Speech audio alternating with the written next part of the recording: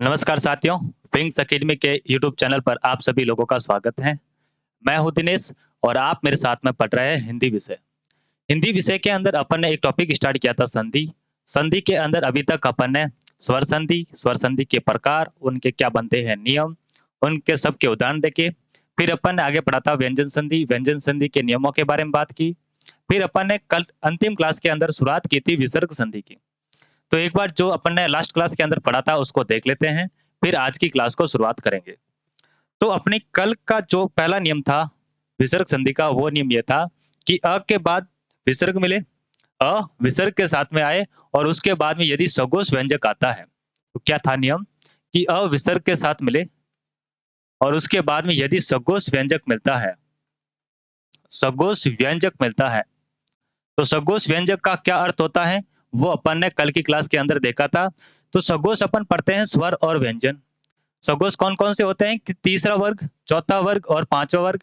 इनके अलावा य, र, ल, व और ह और इनके अलावा होते हैं स्वर। वो क्या होते हैं? ये सारे के सारे सगोश होते हैं। और यदि मैं बात करूँ सगोश व्यंजक की, तो इनके अंदर कौन आएँगे? स्वर के अलावा जो भी शेष सगोश रह जाते हैं, वो क्या होंगे? सगोश व्यंजक होंगे। तो नियम क्या है अपना कि अविसर्ग के बाद में यदि सगोश व्यंजक आता है, तो इस अविसर्ग का परिवर्तन किसमें हो जाता है? तो इसके अंदर जो विकार होता है और विकार होकर जो नया शब्द बनता है, वो बनता है ओ। कि अ के बाद में यदि सगोश व्यंजक आए, इस लाइन को जरा याद रखना कि सगोश व्यंजक आए, सगोश नहीं कह रहा हूँ मैं, सगोश व्यंजक कह रहा हूँ। सगोश व्यंजक का अर्थ कि स्वर के अलावा जो भी सगोश आते हैं, ठीक है?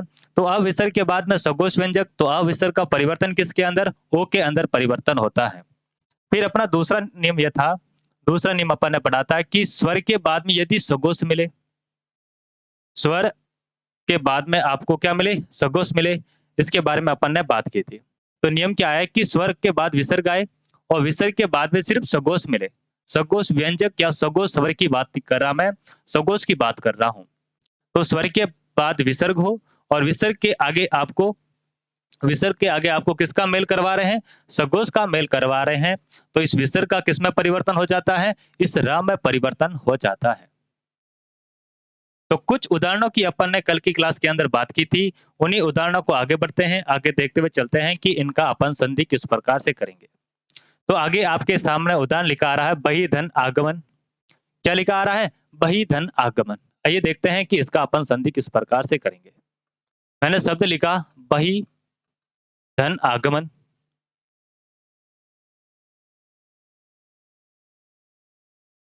तो इस ह के अंदर किसकी मात्रा है? इस ह के अंदर कौन-सा स्वर है आपको ये बताना है। तो इसके अंदर जो स्वर है, वो कौन-सा स्वर है? इसके अंदर स्वर है छोटी ई और इसके बाद में अपन को विसर्ग मिल रहा है। आगे आपको आ दे रखा है और जो बचा हुआ है उसको शेष यथावत रख दो। यहाँ पे मैंने ब रख दिया और इसके साथ में जो ह है, ह के अंदर अपन ने ई की मात्रा बाहर निकाल दी, तो ह हलंत के साथ में आ जाता है और इसके आगे जो बच रहा है उसको बस वैसा का वैसा रख दो। तो ये चीज़ मैंने यहाँ पे रख दी। तो अब अपन को यहाँ पे जो नियम है वो साफ दिख रहा है। क्या नियम है?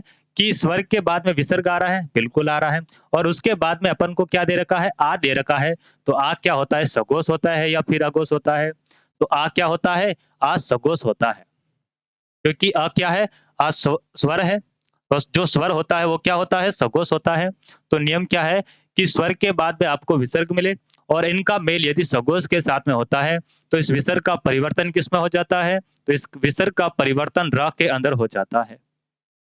इसका परिवर्तन किसके अंदर हो जाता है? र के अंदर इसका परिवर्तन हो जाता है। तो इस विसर्ग का मैंने र के अंदर परिवर्तन कर दिया और बाकी जो चीज़ें जहाँ दी गई है उनको यथावत वहीं की वहीं रखनी है और शब्द को जोड़ देना है। तो जोड़ देते हैं।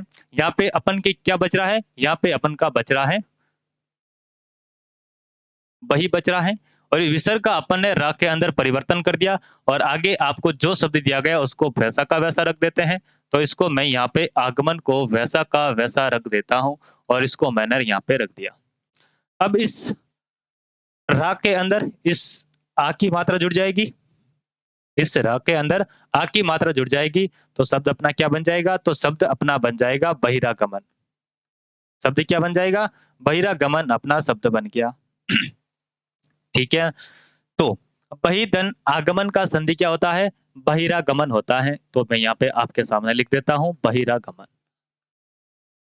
आगे आपके सामने जो उदाहरण आ रहा है, इसका संधि करके बताओ। देखिए इसका संधि अपन किस प्रकार से करेंगे, कौन-सा नियम लगेगा?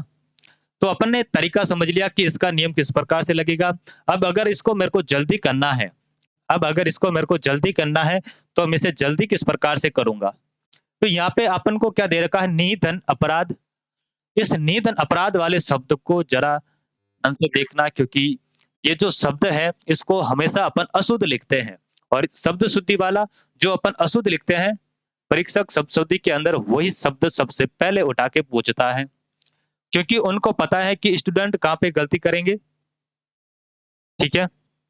तो यहाँ पे क्या लिखा आ रहा है? निधन अपराध। क्या लिखा आ रहा है? निधन अपराध। और इस ना के अंदर किसकी मात्रा है? इस ई की मात्रा, और आगे आपको विसर्ग दे रखा है। आगे आपको विसर्ग दे रखा है, और इस धन के बाद में क्या दे रखा है? या धन के बाद में अपन को अ दे रखा है। तो अ क्या है?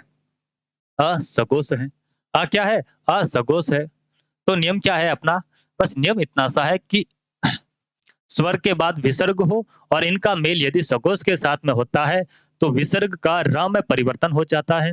इस विसर्ग का किस में परिवर्तन हो जाता है? इस विसर्ग का र में परिवर्तन हो जाता है। और बाकी जो चीजें दी गई है उनको यथावत रखना है, जो चीजें जहाँ पर है उन चीजों को वहीं का रखना है। तो इन चीजों को मैं वहीं रख देता हूँ। अब इस अ की मात्रा इस र में जुड़ जाएगी। इस अ की मात्रा इस र में जुड़ जाएगी, तो र का जो हलंत है वो हट जाएगा। ठीक है? तो बनाते हैं शब्द। तो शब्द क्या बन जाएगा?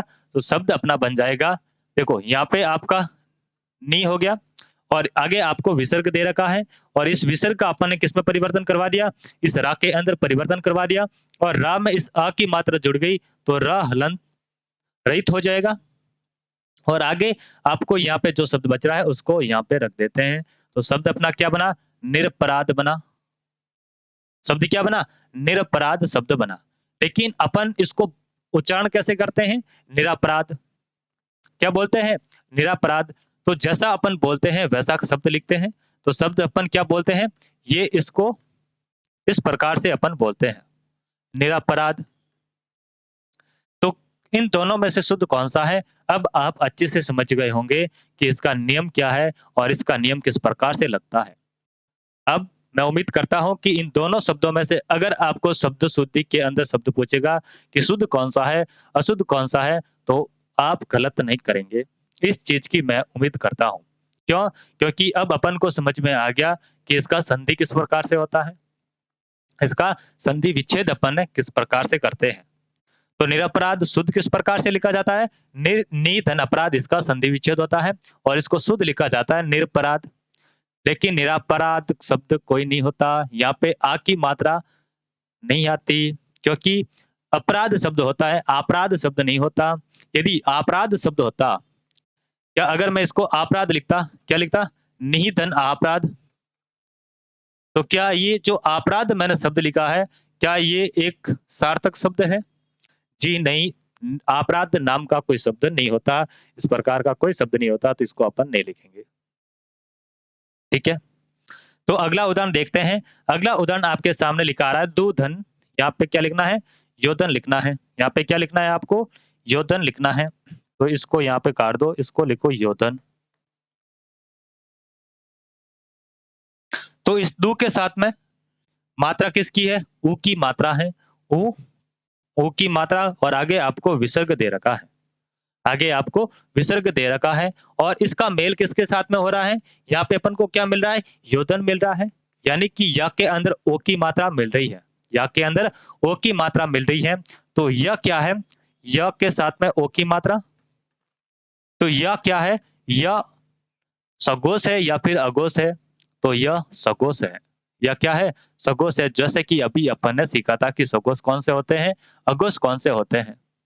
तो यह क्या है? यह सगोश होता है। और नियम क्या है कि स्वर के बाद में विसर्ग हो, और इनका मेल यदि सगोश के साथ में होता है, तो इस विसर्ग का किसमें परिवर्तन हो जाता है?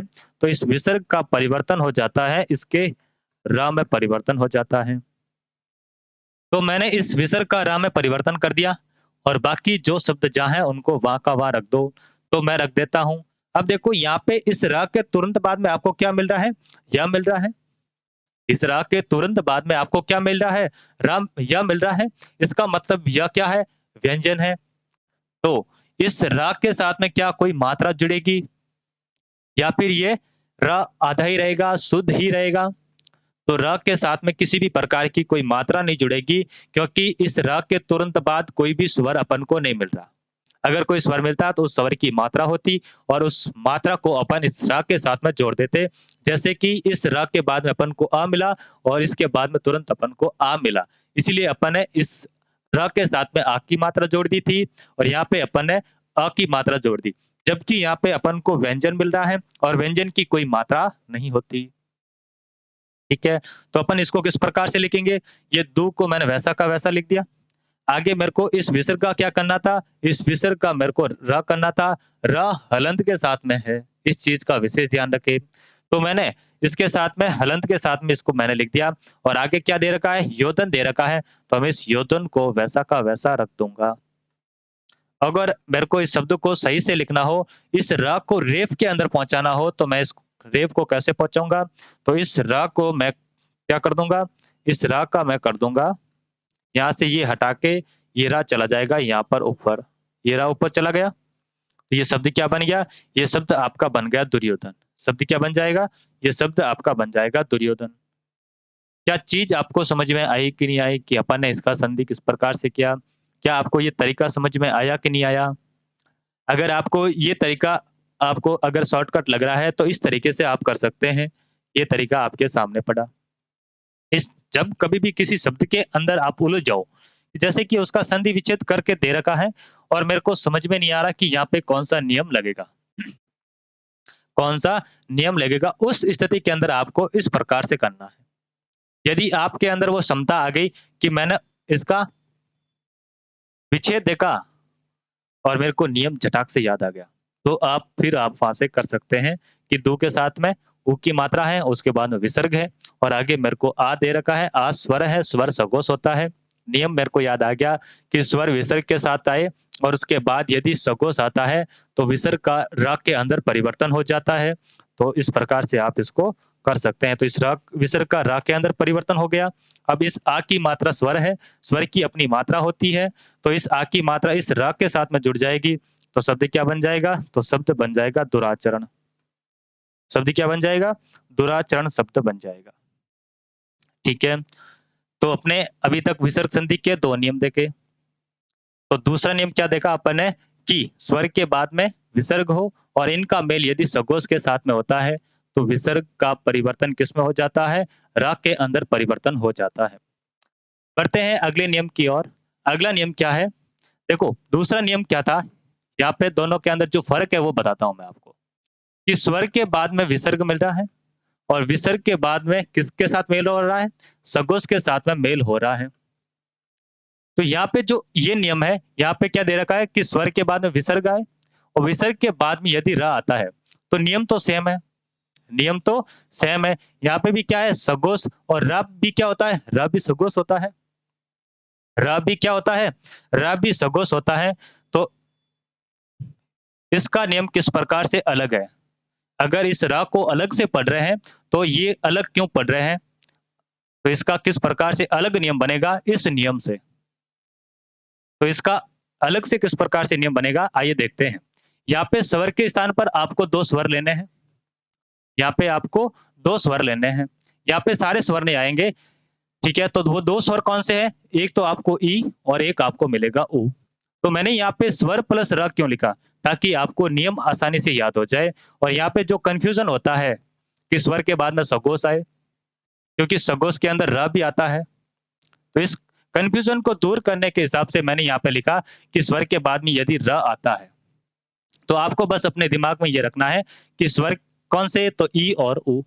तो ई और उ के बाद में विसर्ग मिले, क्या मिले? ई या उ के बाद में आपको विसर्ग मिले।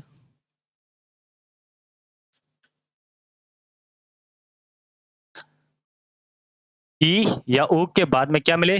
विसर्ग मिले और इनका मेल यदि र के साथ में होता है, ई या उ के बाद में विसर्ग मिले और यदि इनका मेल किसके साथ में हो रहा है, र के साथ में मेल हो रहा है, तो इनका परिवर्तन किस प्रकार से होगा? अगर ई है तो इसका परिवर्तन बड़ी ई के अंदर हो जाएगा और यदि ऊ है तो इनका परिवर्तन किस में हो जाएगा? बड़ा ऊ के साथ में हो जाएगा।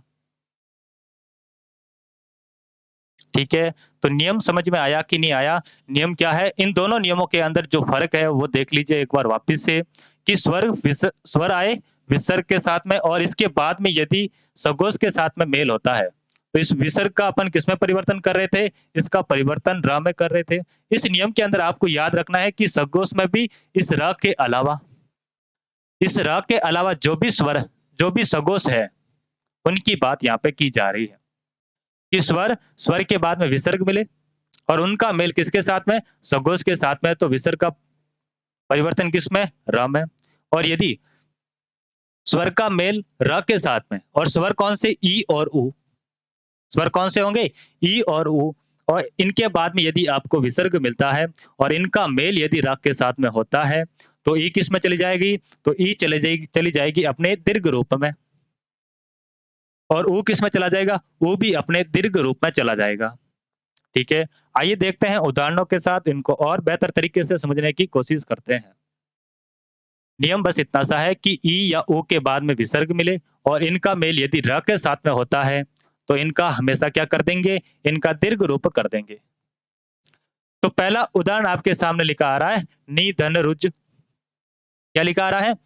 पहला उदाहरण आपके सामने लिखा आ रहा है नि धन रुज। तो इनके टुकड़े करके देखते हैं कि इनके अंदर किस प्रकार से अपन नियम लगाएँगे। यहाँ पे किसकी मात्रा है? इस ई की मात्रा है।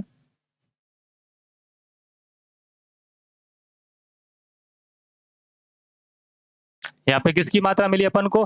ई की मात्रा मिल रही है और आगे आपको विसर्ग मिल रहा है। आगे आपको र और रा के अंदर मात्रा किसकी? इस ऊ की मात्रा और जो आगे बच रहा है वो उसको यथावत रख देते हैं। तो यहाँ पे क्या बच रहा है? यहाँ पे अपन का बच रहा है 9। तो नियम अपना कहाँ लगेगा? नियम अपना यहाँ पे लगेगा। नियम क्या है कि स्वर के बाद में क्या मिले? विसर्ग मिले और स्वर में भी कौन से स्वर? ई या फिर ऊ। तो यहाँ पे अपन को कौन सा स्वर मिल रहा है? यहाँ पे अपन को मिल रहा है ई और उसके बाद में विसर्ग मिल रहा है और इनका मेल किसके साथ में हो रहा है? इस र के साथ में मेल हो रहा है। इस र के साथ में मेल हो रहा है, तो इन दोनों का किस प्रकार से परिवर्तन होगा? इन दोनों का परिवर्तन होके बड़ी ई हो जाएगी। अगर ई है तो बड़ी ई, अगर ऊ होगा तो बड़ा ऊ हो जाएगा। तो यहाँ पे इन दोनों का परिवर्तन किसमें हो गया? बड़ी ई में परिवर्तन हो गया। अब आगे जो आपको दे रखा है उनको यथावत रख देना। यहाँ पे नाम मैं हलंत के साथ में रख देता हूँ और आगे आपको क्या दे रखा है? इस शब्द को वापस से यहाँ पे रख दो। यहाँ पे मैंने इसको रख दिया। अब इस ई की मात्रा इस न के साथ में जुड़ जाएगी। इसकी ई की मात्रा इसके साथ में, तो शब्द क्या बन जाएगा? तो शब्द अपना बन जाएगा निरुज। शब्द क्या बन जाएगा? निरुज अपना शब्द बन जाएगा। तो निधन रुज का संधि अपन ने क्या क्या किया? नीरुज। इस ना के साथ में कौन सी मात्रा आ गई? यहाँ पे बड़ी ई की मात्रा आ गई। किस प्रकार से आई? वो नियम अपन ने अच्छे से समझ लिया। अगला उदाहरण देखते हैं। अगला उदाहरण आपके सामने लिखा आ रहा है निधन रोग। क्या लिखा आ रहा है? निधन रोग आपके सामने लिखा आ रहा है। तो इस ना के अंदर मात्रा किसकी है? ई की मात्रा है। किसकी मात्रा? ई की मात्रा और उसके बाद में आपको क्या मिल रहा है? उसके बाद में आपको मिल रहा है विसर्ग और आगे आपको दे रखा है र और र में ओ की मात्रा। र में ओ की मात्रा। अब नियम क्या है अपना? नियम बस इतना सा है कि ई या ऊ के बाद में विसर्ग हो, ई या ऊ के बाद में। इस स्वर को याद रखने के बजाय आप बस इन 2 स्वर को याद रखो। ई या ऊ के बाद में विसर्ग हो और इनका मेल यदि र के साथ में होता है, तो इनका परिवर्तन किस प्रकार से होता है? अगर ई है तो बड़ी ई हो जाएगा, अगर ऊ है तो बड़ा ऊ हो जाएगा। तो यहाँ पे अपन को क्या मिल रहा है? यहाँ पे अपन को ई मिल रहा है। तो इनका परिवर्तन किसमें हो जाएगा? तो इनका परिवर्तन हो जाएगा बड़ी ई में। इनका परिवर्तन किसमें हो जाएगा? बड़ी ई के अंदर इनका परिवर्तन हो जाएगा। अब इस बड़ी ई की मात्रा किसमें जुड़ जाएगी? इस बड़ी ई की मात्रा इस ना में वापिस से जुड़ जाएगी। इस बड़ी ई की मात्रा किसमें जुड़ जाएगी? इस ना में जुड़ जाएगी और अपना जो शब्द बनेगा वो क्या बन जाएगा? शब्द अपना बन जाएगा ना में बड़ी ई की मात्रा और आगे जो शब्द आपको दिया गया है उनको यथावत रख देंगे। तो ये शब्द बन गया निरोग। इस नरोग के इस निरोग शब्द के अंदर थोड़ा-सा विवाद ये चलता है कि इनका संधि विच्छेद कुछ लोग इस प्रकार से करते हैं कि निर्धन रोग। निर्धन रोग, ठीक है? तो अपन के क्या सीखा निधन रोग ये विसर्ग संधि का नियम है। लेकिन यहाँ पे क्या दे रखा है निर्धन रोग और अपन सीख रहे हैं विसर्ग संधि के नियम के अनुसार निधन रोग। तो इनमें से सही कौन-सा है? तो अगर आपको विकल्प के अंदर ये मिल जाए और ये मिल जाए, तो इनमें से आपको वरीयता देनी है इसको। अगर ये आपको नहीं मिल रहा है, तब आप इस विच्छेद का चुनाव कर सकते हैं, ठीक है? तो अगला उदाहरण समझते हैं। आगे आपको दे रखा है धी धन रज। क्या दे रखा है? धी धन रज। अब इस ध के अंदर किसकी मात्रा? इस ध के अंदर ई की मात्रा और इसके बाद में आपको विसर्ग मिल रहा है और आगे आपको र दे रखा है। तो नियम क्या है? तो नियम बस इतना सा है कि स्वर के बाद विसर्ग मिले और इनका मेल यदि र के साथ में होता है, तो इनका परिवर्तन किस में हो जाता है? अगर ई है तो बड़ी ई में हो जाएगा। तो ई है तो बड़ी ई में ये परिवर्तन अपन ने कर दिया। तो शब्द क्या बन जाएगा? तो शब्द बन जाएगा धीरज। शब्द क्या बन जाएगा? धीरज शब्द बन जाएगा। आगे और उदाहरण दिए गए हैं, उनको देखते हैं। आगे उदाहरण आपके सामने लिखा आ रहा है, दूधन रम्य। क्या लिखा आ रहा है? दूधन रम्य। इस दाग के अंदर कौन-सी मात्रा मिल रही है? इस दाग के अंदर ऊ की मात्रा मिल रही है। दाग के अंदर कौन-सी मात्रा मिल रही है? ऊ की मात्रा मिल रही है। तो ये मैंने इस द में से ऊ की मात्रा को बाहर निकाल दिया और इसके बाद मेरे को विसर्ग मिल रहा है, वो विसर्ग मैंने लगा दिया। अब आगे क्या मिल रहा है? आगे यहाँ पे मेरे को रम्य मिल रहा है, रम्य में से ये र मैंने यहाँ पे लगा दिया। अब नियम अपना बैठा कि नहीं बैठा? नियम क्या कह रहा है कि ई या ऊ के बाद में विसर्ग हो और इनका मेल यदि किसके साथ में हो रहा है? र के साथ में हो रहा है, तो इन दोनों का परिवर्तन किस में हो जाएगा? इन दोनों का परिवर्तन अगर यहाँ पे ऊ है तो बड़ा ऊ में चला जाएगा। तो बड़ा ऊ है तो किस में कर देंगे? इसका परिवर्तन अपन कर देंगे बड़े ऊ में। तो इस दू के साथ में बड़ा ऊ की मात्रा जुड़ेगी, तो ये जोड़ देते हैं। दू के साथ में बड़ी ऊ की मात्रा और आगे जो दे रखा है उनको वैसा का वैसा रख देना। बहुत ही आसान नियम है। बहुत ही आसान नियम क्या है कि ई या ऊ के बाद में विसर्ग मिले और इनका मेल यदि र के साथ में होता है, तो अगर ई है तो ई में चली जाएगी और अगर ऊ है तो बड़ा ओ में चला जाएगा। बहुत आसान नियम।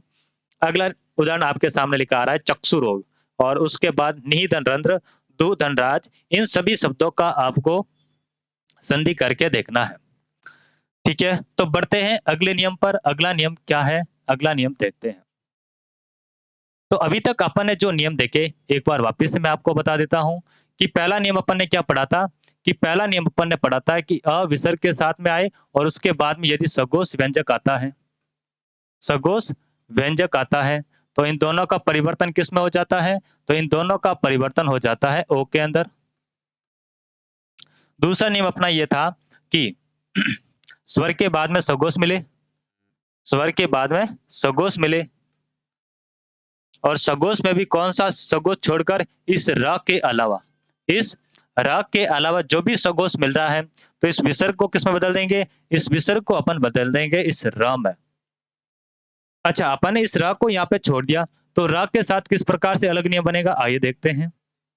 तो नियम ये है कि स्वर के साथ में क्या हो और स्वर में भी कौन से स्वर ई या फिर ऊ और इनके बाद में यदि विसर्ग हो और इनका मेल यदि र के साथ में आ रहा है, तो इनका परिवर्तन किसमें हो जाएगा? अगर ई है तो बड़ी ई हो जाएगा, अगर ऊ है तो बड़ा ऊ हो जाएगा। ये अभी तक अपन ने बात की इन नियमों की। 3 नियम अभी तक अपन ने देखे, इनके उदाहरणों को अच्छे से समझा। ठीक है? बढ़ते हैं अगले नियम पर। अगला नियम क्या है? उनको देख लेते हैं। अगला नियम देख लेते हैं। अगला नियम अपने सामने लिखा आ रहा है कि अविसर्ग हो, अविसर्ग हो और उसके बाद में यदि आपको अ मिल रहा है, तो यहाँ पे देखो, यहाँ पे भी वही लिखा है कि अविसर्ग हो और उसके बाद में यदि सघोष व्यंजन आ रहा है, अविसर्ग हो और अविसर्ग के बाद में यदि सघोष व्यंजक आ रहा है, तो इन दोनों का क्या हो जाता है? ओ के अंदर परिवर्तन हो जाता है। तो यहाँ पे अपन को क्या मिल रहा है? यहाँ पे भी अपन को मिल रहा है कि अविसर्ग हो और उसके बाद में क्या मिल रहा है? अ। तो अ क्या होता है? असघोष होता है। तो अपन ने इस नियम को अलग से क्यों लिया? इस नियम को अलग से क्यों लिया? अपन इनके उदाहरणों को देखते हुए चलते हैं ताकि आपको अच्छे से समझ में आ जाए कि इस नियम को अलग लेने का कारण क्या था। तो पहला उदाहरण आपके सामने लिखा आ रहा है मना धन अभिराम। क्या लिखा आ रहा है? मना धन अभिराम। मैं यहाँ पे आपके सामने इस उदाहरण को लिखता हूँ, मना धन अभिराम। लो जी, मैंने इस शब्द को आपके सामने रख दिया। क्या शब्द है? मना धन अभिराम। अब इस माँ के अंदर कौन-सा स्वर है? इस माँ के अंदर अ स्वर है और इसके बाद अपन को विसर्ग मिल रहा है और इसका मेल किसके साथ में हो रहा है? वापिस से अ के साथ में हो रहा है और अ क्या है? अ एक सगोश है। तो अपन इसको अलग से क्यों ले रहे हैं? इसका कारण जानते हैं। जो शेष बचा हुआ है उसको वापिस से रख दूँगा और यहाँ पे भी जो बच रहा है उसको भी वापिस से रख देते हैं। अब नियम अपना क्या कहता है कि अ विसर्ग के बाद में यदि आपको अ मिले, अ विसर्ग के बाद में यदि आपको आ मिले तो आ एक सगोश है। तो अब इसका अलग से किस प्रकार से नियम बनेगा? तो इन दोनों का तो परिवर्तन उसी प्रकार से करना है, किस प्रकार से? जिस प्रकार से अपन ने पहले नियम के अंदर किया था।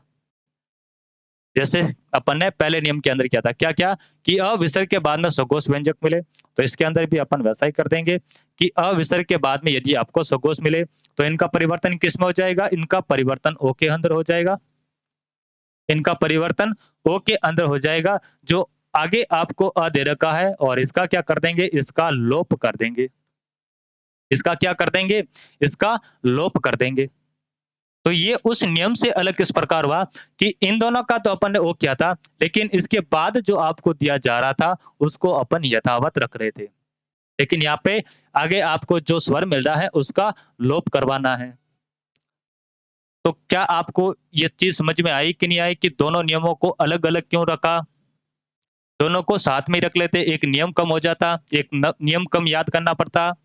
लेकिन कारण ये है कि इसके धन के बाद जो भी शब्द मिल रहा है, इसका जो पहला वर्ण है उसका क्या हो रहा है? यहाँ पे लोप हो रहा है, इस कारण से आपका एक नियम बँट गया। ठीक है? तो अब नियम याद हो गया सबको कि अविसर्ग के बाद में यदि अ आता है, तो अविसर्ग का तो ओ में परिवर्तन हो जाएगा।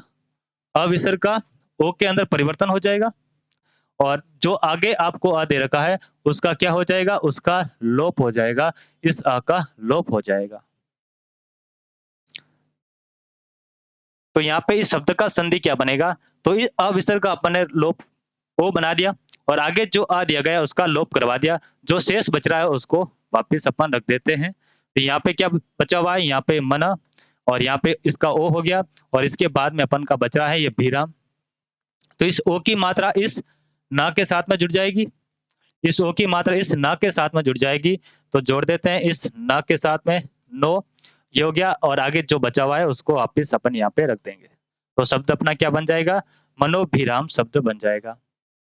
मनोभिराम अपना शब्द बन जाएगा। तो यहाँ पे मैं बना दूँगा मनाधन अभिराम का संधि क्या होगा? मनोभिराम इसका संधि हो जाएगा। अगला उदाहरण देखते हैं। अगला उदाहरण क्या लिखा आ रहा है? अगला उदाहरण लिखा आ रहा है मनाधन अनुभूति। क्या लिखा आ रहा है? मनाधन अनुभूति। तो एक बार नियम को आँखें बंद करके याद करो देखिए, नियम क्या है? और पहले नियम से ये नियम अलग किस प्रकार से हैं?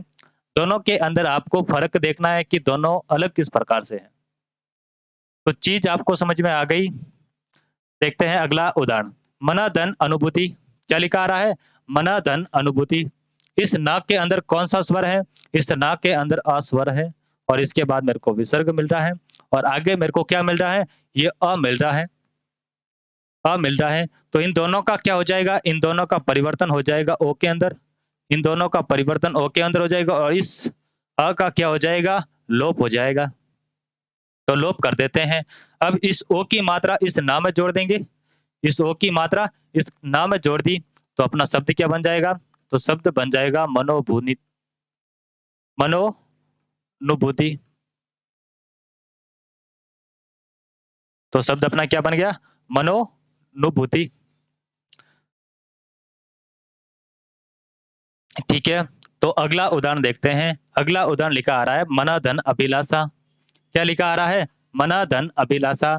तो इस ना के अंदर पुनः अपन को क्या मिल रहा है? अविसर्ग और विसर्ग के बाद में अपन को यहाँ पे अ मिल रहा है। तो इन दोनों का क्या हो जाएगा? इन दोनों का ओ में परिवर्तन हो जाएगा और इस अ का लोप हो जाएगा। तो इस प्रकार से आपको इन्हीं सभी शब्दों का क्या करना है, इन सभी शब्दों का आपको अभ्यास करना है। इनके अलावा अगर आप और भी कोई शब्द देखते हैं, उनका भी आपको अभ्यास करना है। वो शब्द आप अपनी किताब से देख सकते हैं और संधि पूरी हो जाने के बाद मैं आपको पीडीएफ दे दूँगा। आप विंग्स अकेडमी जोधपुर के टेलीग्राम चैनल को जॉइन कर दीजिए, आपको वहाँ पर वो पीडीएफ मिल जाएगी। आपको अभ्यास के रूप में जो शब्द आपको चाहिए, वो आपको वहाँ उस टेलीग्राम चैनल पर आपको मिल जाएगी। तो अभी के लिए इन 4 शब्दों का आपको अभ्यास करना है। प्रथम धन अध्याय, पर धन अक्ष, यश धन अभिलाषा, मन धन अनुसार। क्या जो पहले और चौथे नियम के अंदर जो फ़र्क था, वो आपको समझ में आया कि नहीं आया?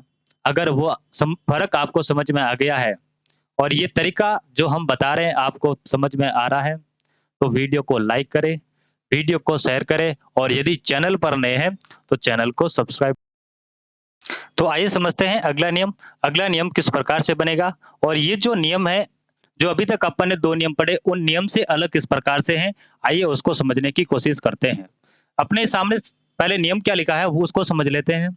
नियम ये लिखा है कि अविसर्ग के बाद में यदि आपको स्वर मिले, अ विसर्ग के बाद में यदि आपको स्वर मिले, तो ये 2 नियम से किस प्रकार से अलग होगा? कौन से 2 नियम? वो मैं आपके सामने वापस से लिख देता हूँ, कि पहला नियम अपन ने क्या पढ़ा था कि अविसर्ग के बाद में यदि आपको सघोष व्यंजक मिलता है, क्या मिलता है? सघोष व्यंजक मिलता है। और दूसरा नियम अपन ने क्या पढ़ा था? अ से संबंधित, तो दूसरा नियम अपना ये था कि अविसर्ग के बाद में यदि आपको अ मिलता है, तो ये इनसे अलग किस प्रकार से हैं? अगर इसको अलग पढ़ रहे हैं, तो क्योंकि सघोष के अंदर तो अ भी आता है, तो इसको अलग पढ़ा क्योंकि इसका एक कारण था। तो इसको अलग पढ़ रहे हैं, तो इसका क्या कारण है? तो इसको अलग पढ़ने का कारण ये है, अपन इनको उदाहरणों के तौर पर समझेंगे ताकि आपको चीज़ें आसानी से और बेहतर तरीके से समझ में आ जाए। तो जो फ़र्क है मैंने आपको बता दिया नियम के अंदर किस प्रकार से फ़र्क है और किन के साथ में फ़र्क है, ठीक है? तो नियम क्या है कि अविसर्ग के बाद में यदि आपको स्वर मिले और स्वर में भी कौन से स्वर? इस अ के अलावा। इस अ के अलावा कोई भी स्वर मिले आपको, तो उसके साथ में किस प्रकार से नियम अलग बनेगा। तो आपके सामने क्या लिखा आ रहा है? यश धन इच्छा। क्या लिखा आ रहा है? यश धन इच्छा। मैं इसको वापस से आपके सामने लिख देता हूँ। यश धन इच्छा। ये लो जी, मैंने इसको आपके सामने लिख दिया। अब नियम इस सा के अंदर क्या है? इस सा के अंदर अ है और अ विसर्ग के बाद आ रहा है। आगे आपको ई दे रखा है और जो शेष बचा हुआ है उसको आप आगे यथावत रख दो। तो इनको मैंने यथावत रख दिया और यहाँ पे जो बच रहा है उसको भी यथावत रख दो। ये इनको मैंने यथावत रख दिया। तो अब नियम कहाँ लगेगा? नियम लगेगा अविसर्ग के बाद में ई मिल रहा है। अविसर्ग के बाद में क्या मिल रहा है? ई मिल रहा है। तो अब इसका उन 2 नियमों से किस प्रकार से अलग होगा? तो 2 नियम क्या थे? 2 नियम ये थे कि अ के बाद क्या मिल रहा है? सघोष मिल रहा है। सघोष व्यंजक मिल रहा है। तो इन दोनों का क्या हो रहा था? इन दोनों का ओ हो रहा था। और जो दूसरा नियम अपन ने पढ़ा था कि अविसर्ग के बाद में आपको वापिस से अ मिले, तो इन दोनों का भी क्या हो रहा था? इन दोनों का भी ओ हो रहा था, लेकिन इस अ का क्या हो रहा था? इस अ का लोप हो रहा था। ये 2 नियम अपन ने पढ़े अ से संबंधित। तीसरा नियम क्या है कि अविसर्ग के बाद आए, अ के बाद विसर्ग आए और उसके बाद में यदि आपको स्वर मिलता है और स्वर में भी इस अ को छोड़कर, तो यहाँ पे क्या होगा? इस विसर्ग का क्या हो जाएगा? इस विसर्ग का लोप हो जाएगा। इस विसर्ग का लोप हो जाएगा। बाकी जो जहाँ पर दिया गया उसको वहाँ का वहाँ रखना है। और इस नियम के अंदर आपको खास बात ये ध्यान रखनी है, खास बात आपको ये ध्यान रखनी है कि अगर आपको आगे जो भी स्वर दिया गया है, उसकी मात्रा किसी के साथ में नहीं लगानी। किस प्रकार से? जैसे कि आपके सामने ये शब्द लिखा आ रहा है। क्या लिखा आ रहा है? यश धन इच्छा। तो अब इस विसर्ग का क्या हो गया? इस विसर्ग का लोप हो गया। इस विसर्ग का लोप हो गया तो शब्द जो बनेगा य। अब इस अ की मात्रा इस स के साथ में जुड़ गई। ये लो जी, इसके साथ में मैंने जोड़ दी। अब आगे आपको ई दे रखा है, तो क्या इस ई की मात्रा इस स के साथ में जुड़ेगी? जी बिल्कुल नहीं जुड़ेगी। कारण क्या है? क्योंकि जो ये अ दे रखा है, इसकी मात्रा अपन इस सा के साथ में जोड़ दी, तो किसी भी वर्ण के साथ में 2 मात्राएँ नहीं जुड़ सकती। किसी भी वर्ण के साथ में 2 मात्राएँ नहीं जुड़ सकती, तो अपन इस ई को वापिस से लिख देंगे और शब्द अपन लिख देंगे यश, इच्छा। शब्द अपन क्या लिख देंगे? यश, इच्छा अपन शब्द लिख देंगे। आपको इस ई की मात्रा इसके साथ में नहीं लगानी है, इस बात का विशेष ध्यान रखना है। अगर आप इस ई की मात्रा इसके साथ में रख देते हैं, तो ये शब्द आपका अशुद्ध हो जाएगा। ठीक है? अगला उदाहरण समझते हैं। अगला उदाहरण आपके सामने लिखा आ रहा है तप धन उत्तम। क्या लिखा आ रहा है? तप धन उत्तम। तो तप धन उत्तम का शब्द का संधि किस प्रकार से करेंगे? यहाँ पे आपको क्या मिल रहा है? यहाँ पे आपको विसर्ग मिल रहा है और उसके बाद में आपको उ मिल रहा है। तो नियम अपना क्या कहता है? नियम ये कहता है कि इस विसर्ग का क्या हो जाएगा? इस विसर्ग का लोप हो जाएगा। इस विसर्ग का क्या हो जाएगा? लोप हो जाएगा और जो आपको ये अ दे रखा है इसकी मात्रा वापिस से इस त प में जुड़ जाएगी। तो शब्द अपना क्या बन जाएगा? तो शब्द अपना बन जाएगा तप उत्तम। शब्द क्या बन जाएगा? तप उत्तम। ठीक है? उसी प्रकार से अतएव, तो अतएव भी किस प्रकार से लिखा जाता है? अतएव भी इसी प्रकार से लिखा जाएगा। नियम के अनुसार इस विसर्ग का क्या हो जाता है? इस विसर्ग का लोप हो जाता है। इस विसर्ग का क्या हो जाता है? लोप हो जाता है। तो क्या आपको जो तीनों नियमों के अंदर जो फ़र्क था, वो समझ में आया कि नहीं आया? तीनों नियमों के अंदर क्या फ़र्क था? आइए देख लेते हैं। मैं एक बार वापिस से आपको वो तीनों नियमों के अंदर जो फ़र्क है, वो बता देता हूँ कि अविसर्ग के बाद में यदि आपको सघोष व्यंजक मिलता है, तो इन दोनों का क्या हो जाता है? इन दोनों का ओ के परिवर्तन हो जाता है और आगे सघोष व्यंजक दे रखा है, उसको यथावत रखते हैं। उसी प्रकार से यदि अविसर्ग के बाद में यदि आपको मिलता है, तो इन दोनों का क्या हो जाता है? इन दोनों का परिवर्तन हो जाता है ओ के अंदर। इन दोनों का परिवर्तन किसमें हो गया? ओ के अंदर हो गया और इस का क्या हो जाता है? इसका लोप हो जाता है। के बाद में अपन ने देख लिया, के बाद में अपन ने सघोष व्यंजक देख लिए। अगर के बाद में कोई भी स्वर आ जाएगा इसके अलावा, तो उसका क्या करेंगे? तो उसका नियम ये है कि अविसर्ग के बाद में यदि आपको इस के अलावा कोई भी स्वर मिलता है, तो इस विसर्ग का क्या हो जाता है? इस विसर्ग का लोप हो जाता है। इनके अलावा जो भी आपको दिए गए हैं, इन सभी शब्दों का आपको क्या करना है? इन सभी शब्दों को आपको अभ्यास करना है। शब्द क्या है? पह, धन, आदि। पह, धन, आदि। तो पह, धन, आदि का संधि क्या होगा? तो सिंपल सा आपको बस छोटा-सा काम ये करना है कि के बाद में क्या मिल रहा है? विसर्ग मिल रहा है और इसके बाद में आपको मिल रहा है। या आदि के अंदर कौन-सा है? दे रखा है, यानी कि इस के अलावा शेष स्वर है। इस के अलावा शेष स्वर है, तो नियम अपना क्या कहता है? नियम ये कहता है कि के बाद में कोई भी स्वर आए से इस के अलावा, तो विसर्ग का क्या हो जाएगा? लोप हो जाएगा और इस प्रकार से अपना शब्द बन जाएगा पय आदि। शब्द क्या बन जाएगा? पय आदि अपना शब्द बन जाता है। उसी प्रकार से नवागंतुक, ये जो शब्द है, ये शब्द शुद्धि की दृष्टि से बहुत महत्वपूर्ण शब्द माना जाता है। क्योंकि अक्सर अपन इस शब्द को गलत लिखते हैं और इस शब्द का गलत उच्चारण करते हैं और शब्द शुद्धि वाला जो परीक्षक होता है, शब्द शुद्धि के अंदर जो चीज़ गलत करता है, उसी को सबसे पहले पूछता है। तो इस शब्द का अपन संधि करेंगे तो किस प्रकार से करेंगे? तो यहाँ पे देखो, इस वाक्य के अंदर क्या दे रखा है अपन को और के बाद में विसर्ग आ रखा है और आगे आपको क्या दे रखा है? आगे आपको दे रखा है आ। तो नियम क्या कहता है कि विसर्ग के बाद में इस के अलावा कोई भी स्वर के साथ में मेल हो रहा है, तो इस विसर्ग का लोप हो जाता है। इस विसर्ग का क्या हो जाता है? इस विसर्ग का लोप हो जाता है। तो इस विसर्ग का मैंने लोप कर दिया और शब्द मैं क्या लिखूँगा? नव आगंतुक। शब्द क्या लिखूँगा? नव आगंतुक।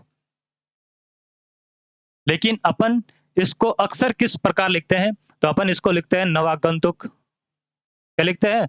नवागंतुक।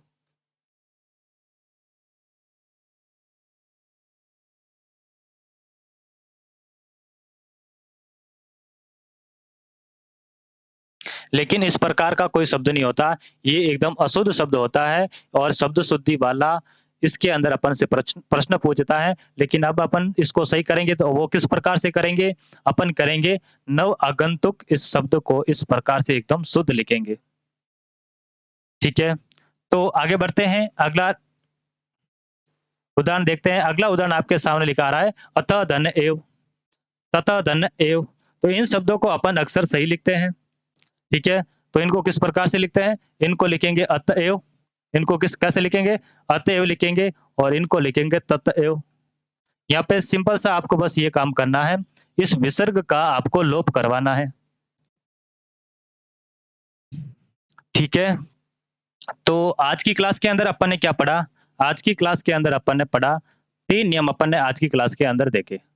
3 नियम आज की क्लास के अंदर देखे। 2-3 नियमों के अंदर अपन के वो उनके अंदर क्या किस प्रकार का डिफरेंस था, उनके अंदर किस प्रकार का फ़र्क था, उनको देखा। फिर अपन ने उनके उदाहरणों को देखा, उनके उदाहरणों को अच्छे से समझने की कोशिश की। ठीक है? तो अब अपन कुछ इनके, जैसा कि मैंने आपसे वादा किया था कि आपसे कुछ शब्दकोश वाले शब्द भी लेके आऊँगा। तो आगे बढ़ते हैं। कल के अंदर अपन ने जो शब्द देखे थे, उसके आगे बढ़ने की कोशिश करते हैं। तो कल अपन ने 2 शब्द देखे थे। पुत्र और पुत्री का अपन ने क्या देखा था? पुत्र और पुत्री का अपन ने देखा था पर्यायवाची शब्द। तो पुत्र और पुत्री का पर्यायवाची शब्द किस प्रकार से बनता है? एक का याद कर लो, दूसरे का याद अपने आप हो जाएगा। जैसे कि पुत्र का अपन ने याद किया था सुत, बेटा, लाडला, तनुज, आत्मज, नंदन। ये आसान शब्द है, ये आसान शब्द हैं। इनको एक बार देखते ही आपको याद हो जाते हैं। तो इनमें से अच्छे शब्द कौन से हैं? सुन्नू और सुवन आपको याद रखने को बोला था मैंने, कि इनको किस प्रकार से याद रखेंगे? सुन्नू और सुवन। लेकिन और नहीं करना है, वहाँ पे आपको औरस करना है। और इसके अलावा वल्द एक अच्छा शब्द है, इसको आपको याद रखना है।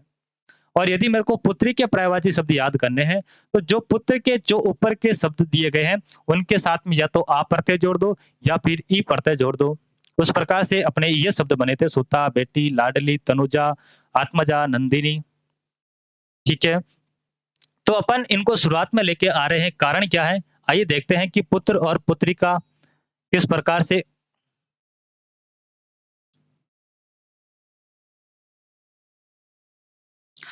जैसे कि अगला पर्यायवाची शब्द आपके सामने लिखा आ रहा है गणेश। क्या लिखा आ रहा है? गणेश लिखा आ रहा है। तो गणेश का अगर पर्यायवाची देखें, तो गणेश का पर्यायवाची जो अलग शब्द हैं, उनको देख लो। अलग शब्द कैसे हैं? हिरंब, महाकाय, द्वैमातुर और नागमुख। और इनको अलग से देखेंगे तो किस प्रकार से? जैसे कि गणेश जी का पर्यायवाची किस प्रकार से अपन को याद करना है? आपको याद होना चाहिए शिव जी, शिव और पार्वती के पर्याय, शिव और पार्वती, इनके पर्याय अगर आपको याद है, पर्यायवाची शब्द याद है, शिव और पार्वती के पर्यायवाची, और इनके साथ में अपन जोड़ देंगे पुत्र के पर्यायवाची, पुत्र के पर्यायवाची।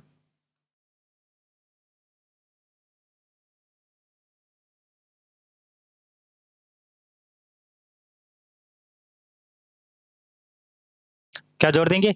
शिव या पार्वती के पर्याय, शिव जी या पार्वती के कोई से भी पर्यायवाची शब्द आ जाएगा, और यदि उसके साथ में पुत्र शब्द के पर्यायवाची शब्द आ जाएंगे, तो कौन हो जाएगा? वो हो जाएगा आपका गणेश। वो किसके पर्यायवाची हो जाएंगे? वो गणेश के पर्यायवाची हो जाएंगे।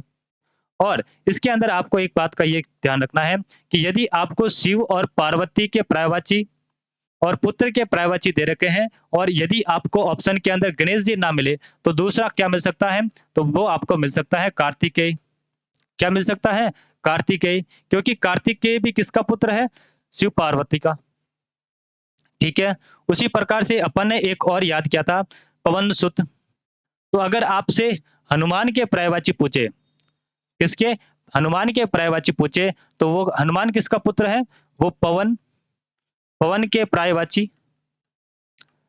या फिर अपन याद कर सकते हैं पवन के पर्यायवाची और पुत्र के पर्यायवाची।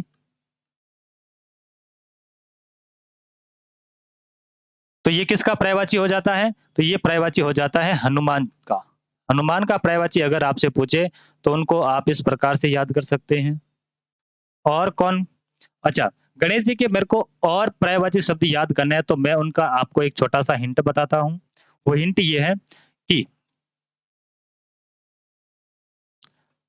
गण और गज का संबंध किससे मिलेगा? या फिर आपको गण मिल जाए, या आपको गज मिल जाए, या आपको मिल जाए वक्र। ये कुछ शब्द हैं जो मैं आपको हिंट के रूप में दे रहा हूँ। ऐसे शब्द जैसे कि गणपति, जैसे कि गजमुख, गजमुख, जैसे कि वक्रतुंड।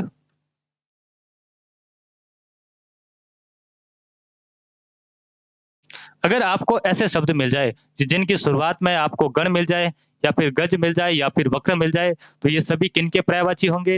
ये सभी पर्यायवाची होंगे गणेश जी के। और इनके अलावा क्या मिल सकता है? इनके अलावा आपको मिल सकता है लंबोदर। इनके अलावा आपको क्या मिल सकता है? लंबोदर। लंबोदर का अर्थ क्या होता है? कि लंबा है उदर जिसका। तो गणेश जी का उदर यानी पेट। तो गणेश जी का पेट किस प्रकार से है? लंबा है। तो लंबोदर, वक्र, गज, गणेश, इस प्रकार से जो आपको शब्द मिलेंगे वो सब किसके पर्यायवाची होंगे? वो सब गणेश के पर्यायवाची होंगे। ठीक है? और देखते हैं अपन अपन कुछ शब्द युग्म देखते हैं और उसके बाद आज की क्लास खत्म करेंगे।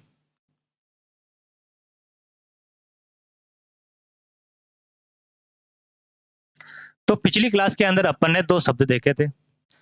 एक अपन ने देखा था अंश और एक अपन ने देखा था अंश। तो ये शब्द युग्म क्या होते हैं? कि देखने में, उच्चारण में, सुनने में एक जैसे होते हैं, लेकिन ये अपने अर्थ में अलग होते हैं। सुनने में भी एक जैसे लगते हैं, अगर मैं अंश बोलूँगा, इनके उच्चारण में भी एक जैसे होते हैं, जैसे कि अंश और अंश। तो आप इनको याद कैसे रखेंगे? अंश का अर्थ क्या होता है और अंश का अर्थ क्या होता है? तो आप सभी लोगों को याद होगा, अगर आपने कल वाली क्लास देखी है, तो इस अंश का अर्थ आप सभी लोगों को पता है कि अंश का अर्थ हिस्सा होता है। इस अंश का अर्थ क्या होता है? इस अंश का अर्थ हिस्सा होता है। ये लो जी, मैंने इस अंश का अर्थ लिख दिया हिस्सा। तो इस अंश का अर्थ क्या होता है? तो इस अंश का अर्थ होता है कंधा। इस अंश का अर्थ क्या होता है? कंधा। ठीक है? फिर अपन ने अगला शब्द सीखा था कि अंगद और अगध। तो अंगद कौन होता है? अंगद होता है बालीपुत्र। बाली के पुत्र का नाम क्या था? अंगद। और अगध का अर्थ क्या होता है? निरोग। ठीक है? 1-2 शब्द और सीखते हैं। मैं लिखता हूँ आपके सामने अज्ञ। मैंने लिखा आपके सामने अज्ञ। तो इन दोनों शब्दों का अलग-अलग टुकड़े करके देखो, आपको अर्थ अपने आप मिल जाएगा। इस अ का अर्थ क्या होता है? इस अ का नकारात्मक अर्थ होता है, नहीं अर्थ होता है। अ का अर्थ क्या होता है? नकारात्मक होता है, नहीं होता है। और इस ज्ञ का मतलब क्या होता है? इस ज्ञ का मतलब होता है जानना। इस ज्ञ का अर्थ क्या होता है? जानना। तो इस अज्ञ का अर्थ क्या हो जाएगा? कि जो जानता नहीं है, जो कुछ नहीं जानता। जो कुछ नहीं जानता वो कौन होता है? वो मूर्ख होता है। तो इस अज्ञ का अर्थ क्या हो जाएगा? उसका अर्थ हो जाएगा मूर्ख। और यदि मैं इसका आपसे पूछूं कि विज्ञ का अर्थ क्या होगा?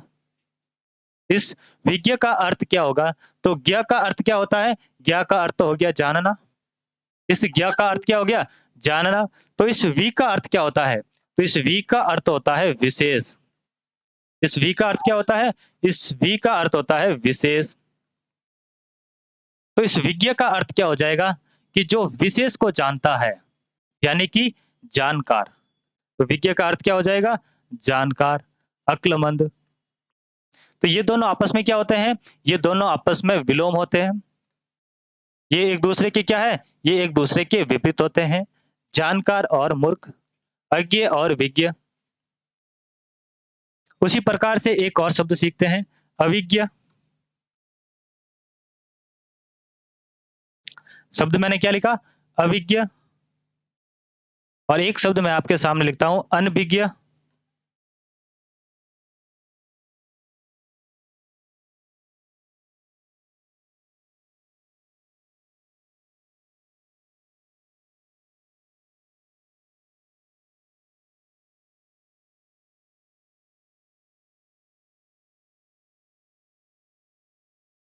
तो इस अभिज्ञ का अर्थ क्या होता है और अनभिज्ञ का अर्थ क्या होता है? तो जिस प्रकार से अ का अर्थ नकारात्मक होता है, उसी प्रकार से इस अन का अर्थ क्या होता है? इस अन का अर्थ भी नकारात्मक होता है, इसका अर्थ भी नहीं होता है। तो इस अभिज्ञ का अर्थ क्या होता है? देखो, इस अभिज्ञ के अंदर जब अपन टुकड़े करते हैं तो किस प्रकार से टुकड़े होंगे? तो इसके अंदर जो अभिज्ञ के अंदर उपसर्ग मिल रहा है, पहले उसको ढूँढ लो। तो इस अभिज्ञ के अंदर उपसर्ग क्या मिल रहा है? इसके अंदर उपसर्ग मेरे को मिल रहा है अभि। और जो मूल शब्द है वो क्या है? ज्ञ है। तो ज्ञ का अर्थ आप सभी लोग जानते हैं। अभी एक सकारात्मक शब्द है। अभी क्या है? सकारात्मक शब्द है और ये जो इसके अंदर अभी है, माफ कीजिए अन है। अन क्या है? नकारात्मक अर्थ देता है, नकारात्मक शब्द है। तो पहली चीज़ ये दोनों आपस में क्या हो जाएँगे? ये दोनों आपस में विलोम हो जाएँगे। ये दोनों आपस में क्या हो जाएँगे? विलोम हो जाएँगे और अभिज्ञ का अर्थ हो जाता है जानकार और उसी प्रकार से अनभिज्ञ का अर्थ हो जाता है मूर्ख जो जानता नहीं है। जो जानता नहीं है। इसका क्या अर्थ हो जाएगा? जो जानता नहीं है।